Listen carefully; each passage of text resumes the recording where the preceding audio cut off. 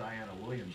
New York State, now the 23rd state to legalize medical marijuana. When Governor Cuomo formally signed the bill into law, 10-year-old Amanda Hauser was by his side, cheering like everybody else. Amanda has Dravet syndrome, a rare form of epilepsy, and it gives her daily seizures. Medical marijuana will now be available to patients like Amanda and many others. New York's law comes with some severe restrictions, and it could actually be another year and a half before the program gets started. Who says you can't fight City Hall, or more accurately, in this case, the state legislature? Amanda Hauser is here. So is her mother, Mary Ann, and so is State Senator Diane Savino, who led the charge to help get this law passed. Thank you all for coming this morning. Amanda, let me start with you. So what was it like to stand up there with Governor Cuomo and get this law signed? Well, to me, when we got it passed, I was so thrilled. Yeah. So anyway, I can't wait to try this medicine, and also when it comes, I might want to try it for good. I really wanted to get me off this diet, off this medicine, and eat real food. You know. And this will allow you to do that. You're on a special diet, I know, to help stop your seizures. And this is going to make it easier for you to eat like other kids eat, right? Yeah. And eat like cake, cookies, marshmallows, and other things like that. Well, what's more important in life than eating cookies, cakes, and marshmallows? Good for you. Mom, how's this gonna help medical marijuana? How's this gonna help your daughter? Well, we don't know.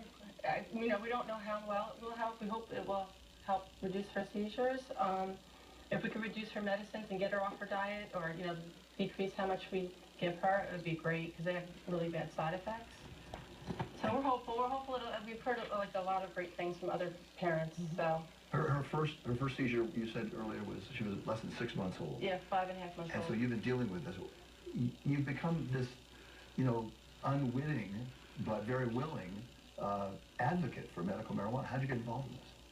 Well, my husband started back in August with, I guess, a press conference down in the city, and then we just formed a group of parents that wanted to get this passed, and started from there, just doing press conferences, talking to the press, and just calling the governor every day, and calling senators that were against it every day, type of thing. And you did it. We tried, among a lot of people, a lot of other parents. I read somewhere where you had said if this didn't pass, you were thinking about moving out of the state. Yeah. Yeah, we actually, we're on the wait list there as of right now, just because we know it's a long time to get it. So we have our names on the wait list, and eventually my son is going to be a sophomore in high school, so we don't want to uproot him right now. Of course. But when eventually when he's out. Well, we're glad you're not moving out of the state. State Senator Diane Savino, you represent parts of Brooklyn and Staten Island. This is a severely restricted law compared to other states. Well, we started out wanting to make New York State the most tightly regulated, highly restricted state because we were anticipating concerns that were raised by situations in other states. California being, the biggest. Where marijuana is available to just about anyone with a hangnail, right? Pretty much. Yeah. And so we wanted to create a statute in New York that allowed access to patients like Amanda and others who suffer from any of the conditions that could be benefited by medical marijuana, but also address the concerns of how do we prevent diversion into the black market? How do we prevent doctor shopping? How do we, close the loopholes that are wide open in other states? So I think we've accomplished that. And, when you listen to Amanda, talk about why this is important to her, it reminds us all about what we're supposed to be doing in government is finding solutions to problems that real people face. And this is one of the things that we can do right here in New York to help patients who are suffering, whether it's Dravet syndrome or other severe refractory epilepsy or the results of chemotherapy and radiation or HIV and AIDS or MS. There's a whole host of conditions that will be benefited by this. Why is it going to take it? It's going to help people like Amanda so readily and so effectively. Why is it going to take 18 months for this thing to start? Well, we're creating a new industry in New York State. We have to issue the licenses. We have to determine who will be eligible to apply for those licenses. You're going to have to find the locations for them. Remember, marijuana is still an illegal substance under the federal government's rules, so therefore it affects the way businesses can invest. And you can't go to a bank and borrow money, so you have to have you know, a set of investors in this. You have to be prepared to move forward on it. It can take a while. 18 months is not that When long. it comes to government, but when it comes to little 10-year-old Amanda, it is a long time. I agree. The easy solution would be if the federal government would acknowledge that marijuana has value for medicinal purposes and allow interstate transfer.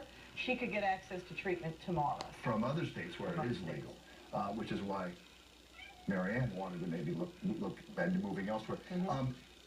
What do you say to those who say this is just the first step towards decriminalizing marijuana? I tell them that whether it is or it isn't is irrelevant. Right now, there are patients in New York State that could benefit by an alternative treatment that is currently being prevented for them, and that's what we should be doing. We should be finding ways to provide access to patients and doctors to make decisions for themselves. Are we going to expand the list of ailments and diseases and conditions? That would be up to the Commissioner of the Department of Health, who is a doctor.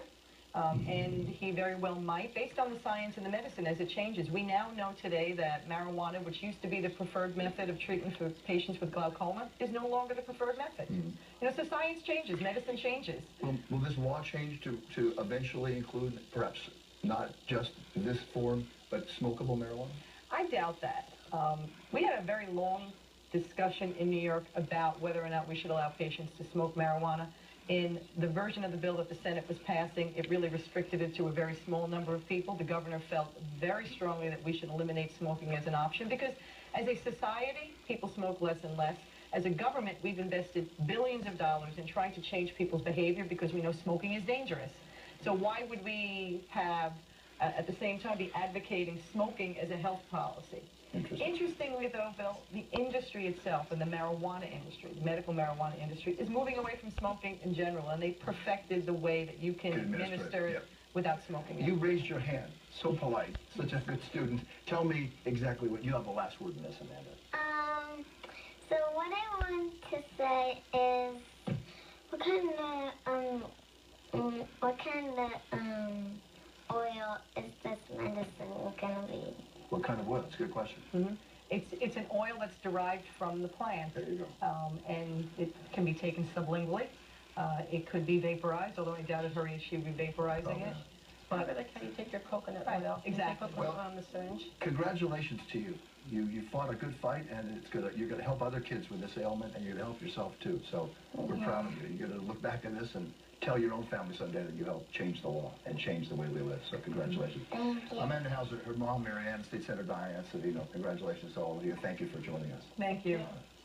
When we come back, he spent 16 years of